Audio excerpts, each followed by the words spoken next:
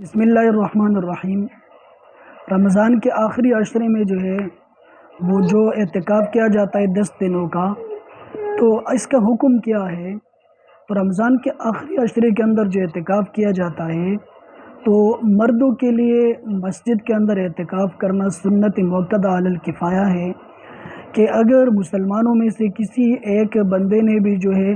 اس بستی کے مسلمان جو ہے اس میں سے اگر ایک بندے نے بھی یا ایک دو بندوں نے جو اگر اس سنت کو ادا کر لیا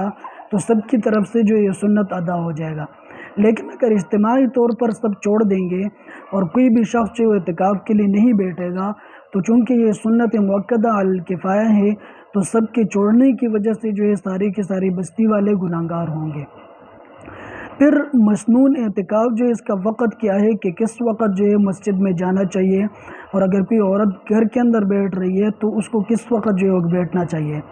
تو مسنون اعتکاف کا وقت جو ہے وہ 20واں رمضان اس کے غروبی آفتاب سے پہلے جو ہے وہ مردوں کو مسجد کے اندر اور عورت جہاں پہ گھر کے اندر بیٹھ رہی ہے تو وہاں پر اس کے لیے مغرب سے پہلے غروب آفتاب سے پہلے جو ہے بیٹھنا چاہیے، اور اس کے آخری وقت جو ہوگا وہ عید کا چاند نظر آنے تک، یعنی 20ویں رمضان کے مغرب سے پہلے بیٹھ کر عید کا چاند دیکھنے تک جو اس کا وقت ہے۔ اب اگر روزے جو ہے وہ 29 ہوئے تو تب بھی اعتکاف مکمل ہوئے، اور اگر روزے جو ہے وہ 30 ہوئے تو تب بھی جو ہے اعتکاف مکمل ہے، کیونکہ رمضان کا آخری عشرہ جو ہے وہ مکمل ہو جاتا ہے، چاہے وہ روزے 29 ہوں یا 30 ہوں۔ لیکن اگر کوئی بندہ جو ہے وہ غروبی آفتاب کے بعد بیٹھے گا، غروبی آفتاب 20ویں کا سورج جو ہے وہ ڈھل گیا، مغرب کا وقت داخل ہو گیا، اذان ہوگی، سارا کچھ، اس کے بعد اگر کوئی بیٹھے گا تو اس کو سنت اعتکاف کا ثواب نہیں ملے گا اور اس کا اعتکاف جو ہے وہ نہیں ہوگا، کیونکہ شرط اس کے لیے یہ تھی کہ مغرب سے پہلے جو ہے وہ بیٹھا جائے۔ پھر اعتکاف کے صحیح ہونے کے لیے کچھ شرائط ہے کہ جو بندہ اعتکاف پہ بیٹھ رہا ہے تو وہ اس کا مسلمان ہونا بھی ضروری ہے، اس کا عاقل ہونا بھی ضروری ہے، بالغ ہونے کی شرط نہیں ہے۔ اگر کوئی بچہ ہو یا بچی ہو جو ہوشیار ہو